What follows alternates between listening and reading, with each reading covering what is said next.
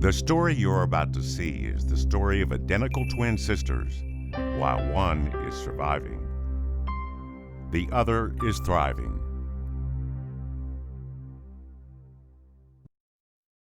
My name is Rosemary and my highest weight was 447 pounds. I have a sister, a twin sister. Her name is Connie. I'm Connie Bailey. I live in Dallas, Texas. I'm a grandmother of 2 children. I have a wonderful husband. I am very blessed to have a twin, because without her, I couldn't function. We've been close since we were little. Connie and I were big babies. And, you know, a big baby to the Hispanic family is a healthy baby, okay? A skinny baby is a, you know, not very well fed, and, you know, they don't see that as good. They see it as, you know, not fed. So we were big babies.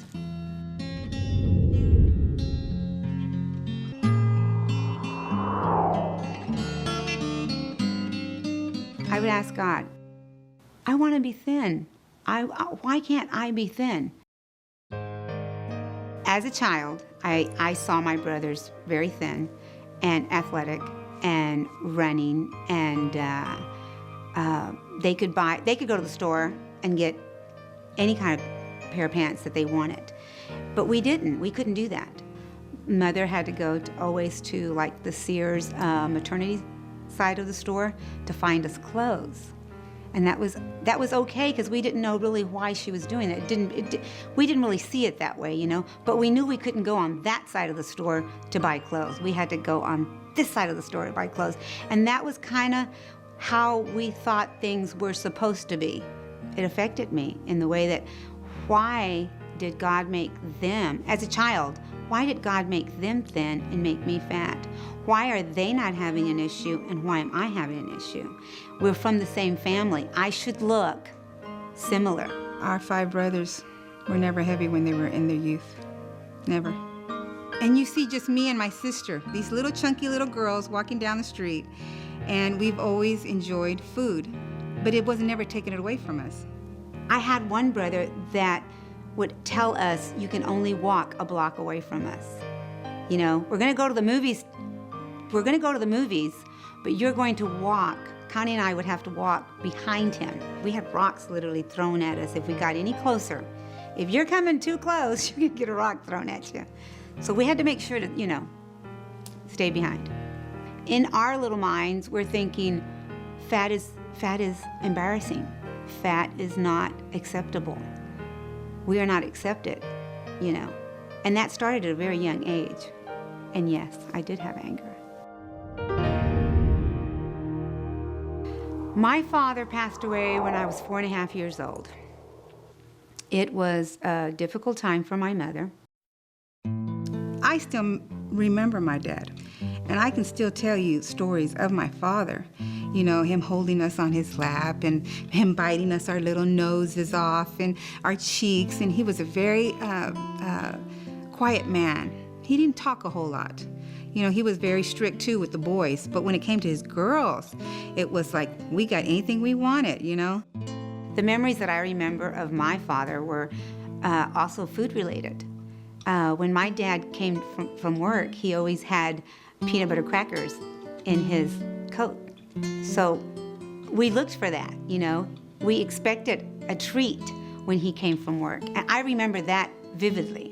But when he died, it was over. Nobody spoiled us. You know, it was just me and my sister. And so, even though I had my 5 brothers that I love, it wasn't the same. Growing up without a dad, the only thing I can remember is having different men in my home, because my mom was single and was trying to find a dad for us. And that was a very difficult time for me.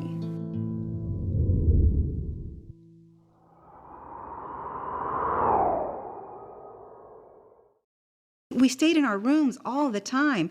We nailed the door. Why didn't you question us, Mother? The men that my mother would bring into the home, she thought they were these nice men.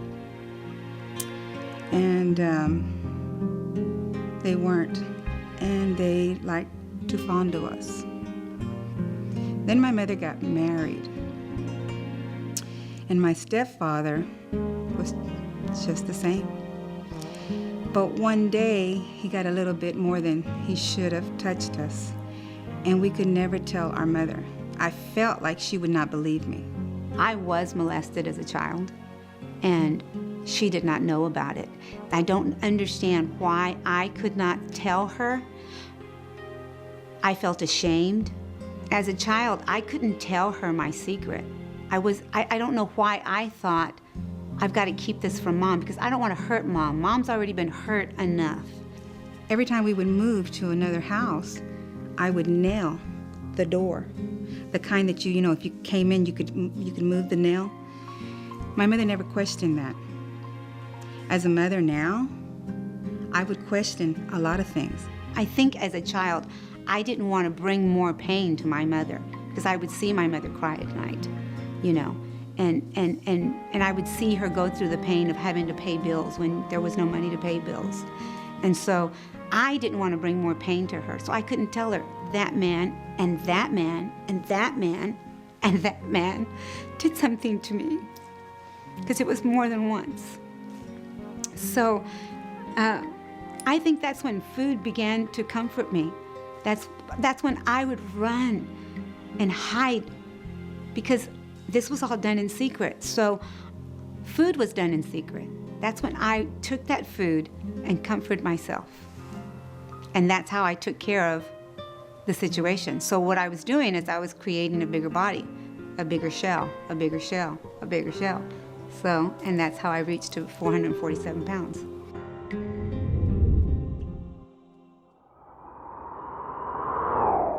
I had just fallen. It took 4 men to pick me up. And that's my breaking point. I'm at school. I'm a school teacher. I'm at school. I'm walking across the floor. I didn't pay attention, and I fall. My youngest daughter came running to me. But I had fallen in a way that I was sprawled out, literally, like a ball. And I could not get up on my knees. I couldn't get up on my knees. And my daughter's yelling, "Mom, what do I do? What do I do?" I said, "Bring me a little chair and I'll get up, fine." Not anywhere in my brain did I think, I can't get up off this floor. There's no way I can get up off this floor. I just kind of, in my brain, thought that I could push myself up. But at 447, you're not going to get up. Not too long ago, I fell. And when I fell, my husband had had surgery and he couldn't get me up. And I didn't know what to do. And I have fallen before in that house plenty of times. I cannot use my knees. I can't put any pressure on my knees. So I have to keep my legs straight, and my husband, all he does is grab my arms and lifts me. No problem. And so I rolled over and rolled back over, and I'm looking at kids, look at me, with this horrific pain in their face. They're all trying to help me, but nobody can help me.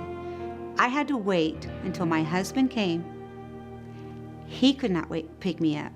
He had to run and get another man. They couldn't pick me up. He tried and he tried and he had to use his crutches. He thought I could just reach for his crutch and that I would be able to get myself up. That ain't happening. It did not happen. We had to call the fire people to come out there, and 3 men had to lift me, one from the back and one on each side, to get me up. It took 4 men, 4, not 2, not 3, 4, to help me up. And plus, my little first grader daughter had her hands on my rear, and I can still picture it and feel it today, where she's literally pushing Mom up off the floor. And I could feel her little hands literally in my skin. And I said, "No more. This is it." But that night, I had cried out to God, and I said, "God, if this is the way I have to live for the rest of my life, I don't want to live anymore." And because I was only existing. I wasn't living, just existing.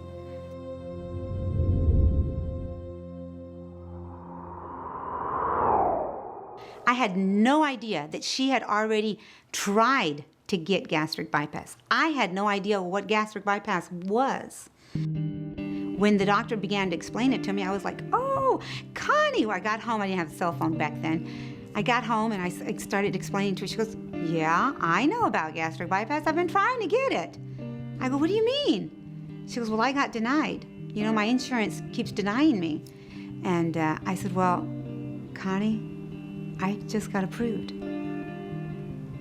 And I remember that moment because I thought, I didn't know very much about gastric bypass, but I thought, how can I be told I'm approved and not you? When she was approved for having gastric bypass, to me that was a big blessing. But then I also thought I was going to get approved because I had the same insurance she did.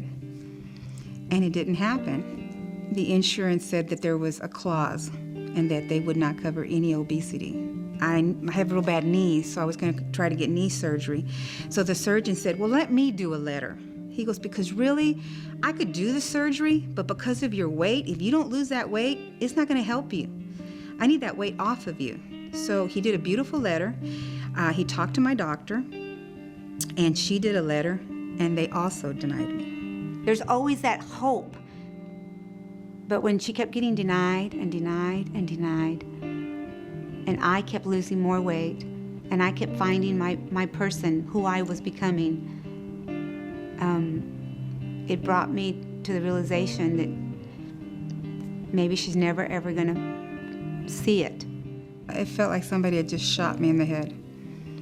I felt like it's over, it's done with. You know, I'm gonna be big for the rest of my life. You know, I'm tired of fighting. I'm tired of dealing with the insurance companies because they make me feel like, okay, something's gonna happen this time. All you need is this and this and this and that, and you need to see the nutrition, and you're gonna get it. You're gonna get it this time. And then they deny me. And when they denied me that time, I felt like I had been shot. My heart was aching.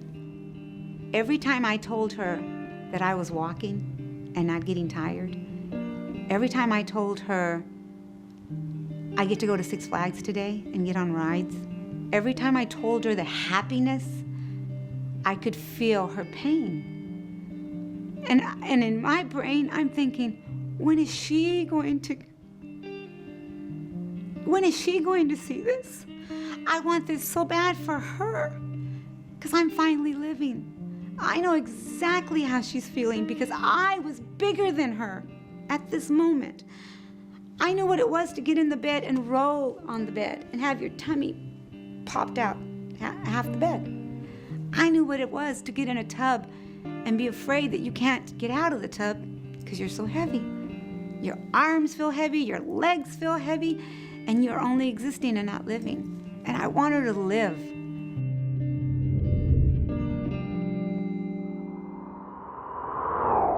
I want Connie to live her life with her husband the way I'm living mine. When she said that Connie's gonna be the first recipient, I'm like, what?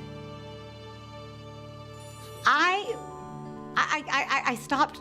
I couldn't hardly breathe. I was like someone just hit me in the stomach, but in a good way, in a good way. And it was like I felt for the first time, it's gonna happen. She's gonna get to be me. She's gonna get to step in these shoes. Ow. I couldn't hardly contain myself. I get the phone call, and Rosemary says, "Are you sitting down?" I said, "Yeah, what?" And I'm thinking the worst. I'm like, "Rosemary, what's the matter? Are you sitting down?" I go, "Yes, I'm sitting down. What's happening? What happened?" I'm thinking something's wrong with her husband, or she's coming back to Dallas or something. And she says, and she starts crying, which is no good news for me. So I'm getting even more upset. And she goes, "Connie, you're getting the surgery." And I could not stop crying. I was so excited.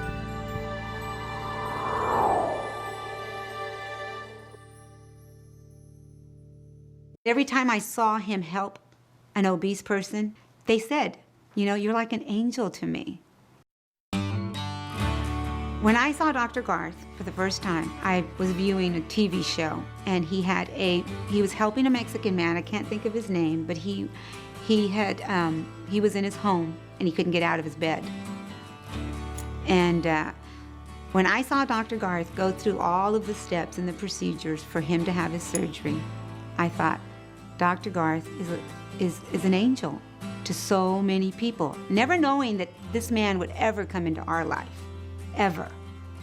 But Dr. Garth has been an angel, and that's how I view him. Gracias. You're the biggest blessing in my life, that I know that you've got more surgeries under your belt, and that I trust him with my body to do the surgery. It's like more than just winning the lottery for me, for her. It's more than that, because she's even having the surgery with the person that we saw it happening for so many others. The reason a doctor should do this for the people that are having such a hard time with insurance, you're giving that person a chance to live, to finally see something that they've never seen in their whole entire life. I think that an obese person not only wants health, but they want to live. And how do you live? You walk daily. You experience on a daily basis life, just like you breathe. I envision myself moving, running, being with my grandkids, getting in a car and driving. I drove all my life. And now I haven't driven in 7 years since my grandchild has been born. I have 2 grandchildren. I would love to get them in the car and take them to go see a movie. Just me and my grandchildren.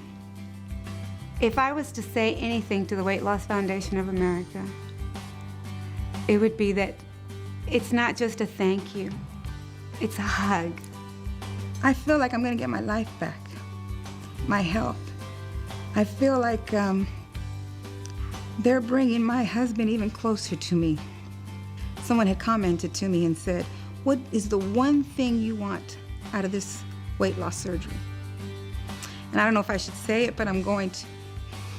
I said, I want to be able to make love to my husband instead of my husband making love to me. And I don't know if that means anything to anybody, but as a big person, the other person does more of the work than the individual. So that's what I want. I want to say to Connie that you're going to get a chance to be the most awesome person, the healthy person that you want to be. And you're going to be able to live the life that you've always wanted. And we're going to live together. I'm watching my sister today as I'm helping her come down the stairs, go up the stairs. I'm helping her shower. And I can see in about a year or so, she's going to be doing all that on her own without any help of me.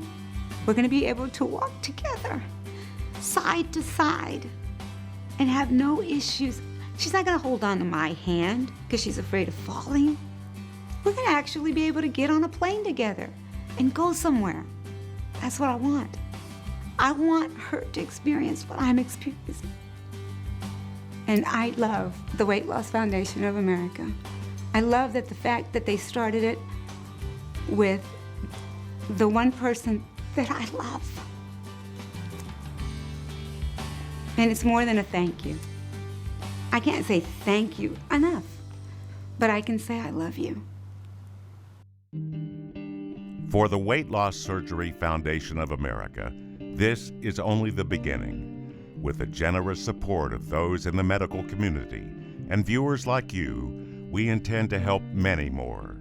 To find out how you can help, please visit the Weight Loss Surgery Foundation of America website at WLSFA.org to learn more. Thank you.